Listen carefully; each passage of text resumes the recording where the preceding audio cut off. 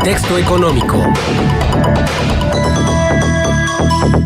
Sí, y recibimos ya a Daniel González, economista, en este contexto económico. Daniel, bienvenido, buenos días. ¿Qué tal? Buenos días, Marcela, licenciado Ceballos y a los radioescuchas de Contextos. Bueno, el tema que traemos hoy es un documento que presentó el Instituto Mexicano para la Competitividad del día de ayer, que se llama Política Comercial de México en el siglo XXI, a cargo de Manuel J. Molano. En este contexto de comercio internacional, en donde hablan de la guerra comercial que se está pues presentando a nivel internacional con Estados Unidos y muchos otros países, ¿no? Este documento, Política Comercial de México en el siglo XXI, presentado por INCO, habla básicamente, como ya decía, de los riesgos del viraje del comercio internacional que se da en función del neoproteccionismo que está manejando Estados Unidos. En este documento, se culpa primero, se hace un análisis de qué es lo que ha sucedido con el Tratado de Libre Comercio en los últimos 20 años y nos habla básicamente que no se ha sabido vender muy bien tanto en México como en Estados Unidos. Bajo estas condiciones, nos habla de que los principales detractores del comercio internacional nos hablan de la pérdida de empleos que ha traído el comercio internacional para cada uno de los países firmantes del acuerdo, ¿no? Sin embargo, el documento también habla que se han generado 2.6 millones de empleos en Estados Unidos y que son muy pocos los que se han perdido por este acuerdo comercial, donde básicamente nos habla de que el problema es que no se han presentado adecuadamente estos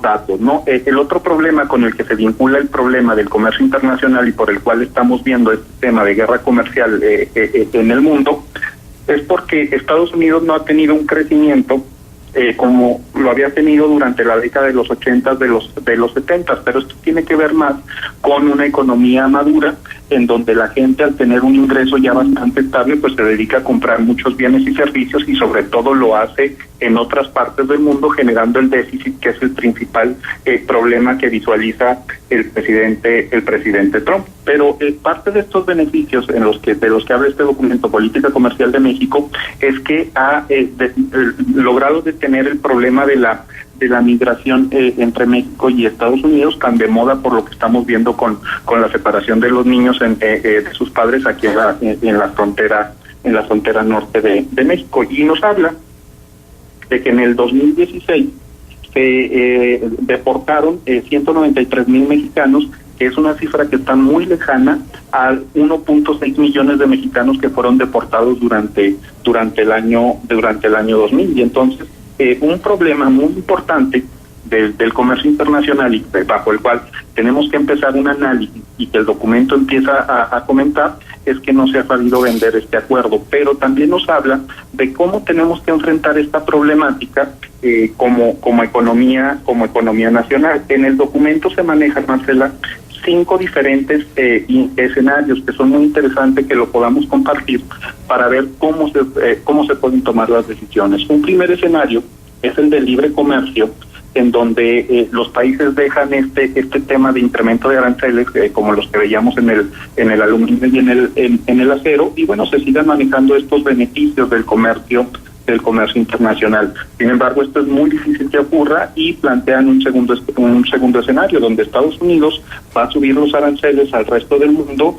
de manera arbitraria, muy por encima de lo establecido en las reglas de comercio internacional en los últimos años, y el mundo no se engancha, incluyendo nuestro país, en esta guerra comercial. Este escenario nos dice que si pasa eso para México y el mundo, y no entran en esta dinámica de conflicto proteccionista de Estados Unidos, México podría perder cerca del 1% de su PIB por el impacto del incremento de los aranceles que maneje Estados Unidos. Sin embargo, no va a haber un problema mucho mayor en el resto del mundo. Eso sí generaría un crecimiento del 5.7% para Estados Unidos, lo que parece ser una posibilidad bastante latente para la economía norteamericana. Un tercer momento, un tercer escenario, es si Estados Unidos mete estos aranceles importantes y todo el mundo responde en función de esta consideración. Bajo este escenario, en donde todo el mundo genera una escalada arancelaria,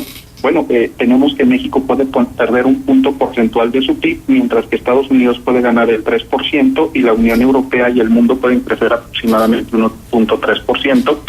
Al tener incrementos similares en el terreno de los aranceles en todo el mundo, pues básicamente lo que tenemos es un poquito de incremento en los costos. Parte de esta explicación nos habla de una teoría que maneja el arancel óptimo, en donde tú puedes incrementar hasta cierto nivel el valor de los productos por el término arancelario y a la gente no le genera un impacto el desembolso de ese producto porque todavía siguen siendo necesarios, es decir, son productos relativamente inelásticos. Disculpen el tecnicismo, pero el documento básicamente nos está planteando que puede haber varios tipos de escenarios. Uno en donde esto se resuelva, otro en donde el mundo no le responda al conflicto comercial que está agarrando Estados Unidos.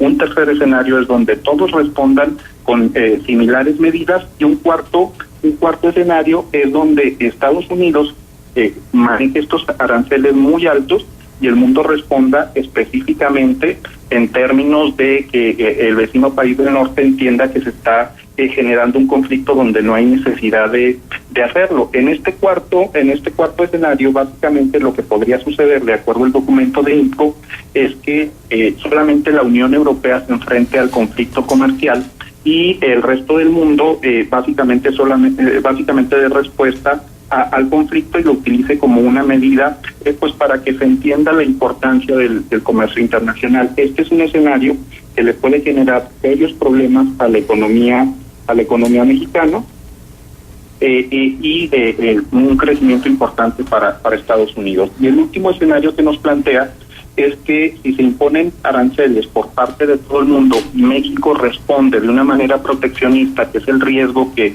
ven algunos analistas en el siguiente gobierno por esta visión de crecimiento hacia adentro, ahí sí tendríamos verdaderos problemas porque México no está en capacidad de competir. Es decir, de acuerdo a estos cinco escenarios, parece que el mejor es donde México exclusivamente da respuesta al conflicto de comercio internacional como se ha venido haciendo en términos de ciertos productos en ciertos sectores muy estratégicos, como lo que se está dando en los sectores agrícolas norteamericanos con alta influencia del Partido Republicano, que les genere presión para que se reanalice, para que se reconfigure esta relación comercial y básicamente en respuesta al conflicto y no en términos de escalada comercial.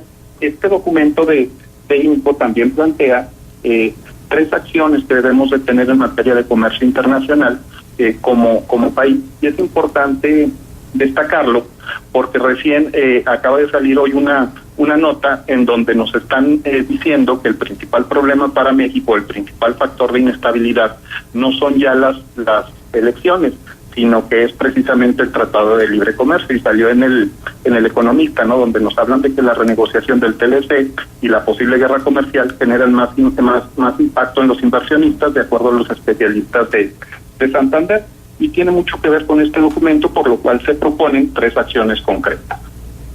Usar el poder suave de México para revertir la lógica proteccionista global, es decir, incidiendo solamente en respuesta del conflicto comercial en sectores estratégicos. El segundo es no exceder las medidas de represalia contra Estados Unidos ni hacerlo en mayor nivel, porque esto podría detonar un conflicto verdaderamente comercial en donde la falta de competitividad y productividad de nuestro país pues genere distorsiones fuertes al interior de México. Es importante también comentar, Marcela, que una economía grande, cuando cierra sus fronteras, puede recuperar el crecimiento económico con su mercado interno, que es maduro, que es fuerte, que es sólido. Pero una economía pequeña como la nuestra, si cierra sus fronteras, la venta de productos y la compra de productos al exterior, difícilmente podría recuperar ese nivel de comercio porque su estructura interna es muy débil, por lo cual a México no le conviene poner aranceles o tomar represalias superiores a las que se están imponiendo actualmente. Y la última es darle una importancia fundamental a los acuerdos bilaterales y multilaterales que México empezó a firmar desde 1994 y que recordemos que el TLC de libre comercio, si bien es cierto que es muy importante para nuestro país, es uno de 13 acuerdos comerciales que tiene nuestro país. Exactamente. Habría que revisar también pues cómo están las transacciones comerciales, por ejemplo, con España o con otros países de la Unión Europea y con otros países de América misma, como para dejar de poner todos los huevos en una sola canasta, porque creo que eso ancestralmente es lo que nos ha venido ocurriendo. Mira, Marcelo, según la información que yo tengo de que hemos leído ahí en ProMéxico, más del 90% del comercio exterior en México depende de México, Estados Unidos, en México, de Estados Unidos, de Canadá y de España, y entonces es precisamente el área de oportunidad. Tú puedes fortalecer los lazos comerciales con Alemania, con Inglaterra, no tenemos un acuerdo comercial con esa nación, ¿verdad? Fortalecer la relación con los chinos, reactivar el comercio que tenemos con América Latina y en donde podemos estar explorando otras oportunidades. Claro, es que tenemos que tener una visión más panorámica, no menos dependiente, menos de, a lo mejor porque estamos aquí tan cerquita, se nos facilita, o porque dependemos tanto precisamente de la economía estadounidense, pues entonces vamos entonces a poner toda nuestra esperanza en ella. Déjame preguntarte algo, porque tengo entendido que es un jueves con mucho movimiento, ¿no? ¿Las tasas de interés estarán subiendo tal vez en los próximos días? Bueno, de hecho, hoy hay una reunión del Banco de México, Marcela, y el 96%, existe una nota del 96% de posibilidad, de acuerdo a los especialistas del Banco de México, y en una nota que salió el lunes en el Siglo de Torreón, de que se incremente la tasa de interés hoy en 25 puntos. Sin embargo, también hoy sale otra nota en donde otra posibilidad es que se detenga el incremento de la tasa de interés el día de hoy y se vaya a postergar este incremento hasta el mes de agosto, en donde se incremente 0.50. La realidad es que Estados Unidos subió la semana pasada, como tú recuerdas, la FED, su tasa de interés, y tenía 3 incrementos este año. Anunció que no van a ser 3, Marcela, que van a ser 4. Bajo estas condiciones se generó la presión en el tipo de cambio que hemos visto esta última semana en nuestro país, y entonces si no es el día de hoy en 25 puntos, seguramente será en agosto en 50 puntos, pero tendremos que estar terminando el año con la tasa de referencia en nuestro país. A mí me parece que en el 8%. Por ahí la mayoría de los especialistas, los que verdaderamente saben, por supuesto, hablan de que quedaría en 7.75. A mí con esta declaración, donde va a haber un cuarto incremento por parte de la Federación, del Banco de la Reserva Federal en Estados Unidos, me parece que podríamos llegar hasta el 8% si el problema comercial que estamos viviendo de renegociación del Tratado de Libre Comercio no se resuelve y sigue generando presiones en el tipo de cambio. ¿Pero hay alguna señal de que realmente se vaya a resolver? Me parece que no. Acaba de salir también hoy una declaración precisamente en donde dice Estados Unidos que están dispuestos a retomar la negociación a partir del 1 de julio, del 2 de julio, después de la elección en nuestro país, pero es básicamente la única información que tenemos, y que, como sabemos, está en función del ambiente de dolor, así lo menciona Wilbur Ross, tomador de decisiones en Estados Unidos, secretario de Comercio, para que se pueda firmar este acuerdo comercial. No, salió esta nota precisamente hoy y me parece que dice mucho de lo que se pretende hacer en términos de comercio exterior, ¿no? Donde nos dice que este jueves Estados Unidos debe hacer que sus socios les duela para sostener barreras comerciales elevadas y puedan negociar en mejores condiciones para Estados Unidos. A mí me parece delicado esto. Pero súper delicado. Ahora, déjame decirte una cosa. ¿Habrá alguna consideración en función de todas las pérdidas que ha venido teniendo Trump con la política antimigratoria, la separación de los infantes de sus familias y tal? A mí me parece muy importante este tema que planteas, Marcela, porque todo en economía se relaciona, ¿no? Exacto. No es con lo político, es con lo social o con otro factor de la superestructura. Pero lo que sí es importante es que nosotros como desde una visión exterior a Estados Unidos no podemos hacer mucho para resolver lo que se está generando por parte del presidente Trump. Me parece que es la misma sociedad norteamericana que, al ver estos efectos, que al ver esta problemática, sea quien presione para cambiar esta visión de proteccionismo, de neoproteccionismo comercial. Me parece que en la medida que la sociedad norteamericana vea estos desajustes, estas problemáticas que se están trasladando al tema social, al tema económico, al tema político y al tema internacional, bueno, sean el mismo freno para estas decisiones que está tomando el presidente Trump. De otra manera, veo muy difícil que pues los mecanismos internacionales como el Fondo Monetario Internacional, el Banco Mundial o la misma Organización de Naciones Unidas puedan hacer algo para revertir estas políticas neoproteccionistas. Bueno, y ahí viene el día D. Vamos a ver qué ocurre después de la elección, que también, es lógico esperar movimientos. Por supuesto, ¿no? Y mucho me parece que debemos empezar ahí con el discurso de cómo hacemos para reunificar esta elección tan polarizada, que para mí es lo que más me preocupa, Marcela. ¿Cómo vamos a empezar a vivir? Si de por sí México ya es el país del norte y del sur, ya somos el país de los ricos y de los pobres, de los hombres y de las mujeres, de los jóvenes y de los viejos, en términos de esta desigualdad tan apremiante, tan dura que vive nuestro país. Pues ahora ver un país también dividido porque los que votaron y los que no votaron, me parece ya excesivo, y tenemos que buscar herramientas para visualizar un mismo objetivo, que es precisamente enfrentar esta problemática de comercio internacional, que es la más inmediata, ¿no? Bien, pues vaya tareas las que le esperan a quien sea elegido el 1 de julio.